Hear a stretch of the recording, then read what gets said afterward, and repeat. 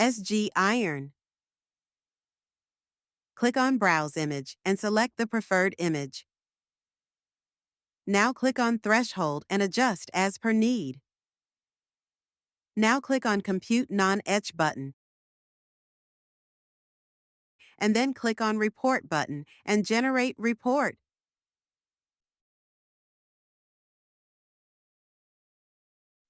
Now click on Etch button and click on Browse Image and select the preferred image. Now click on Compute Etch button.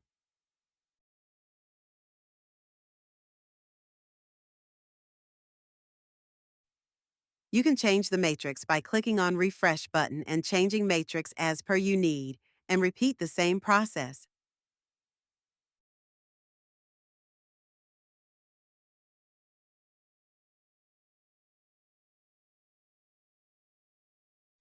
You can also get report with chemical.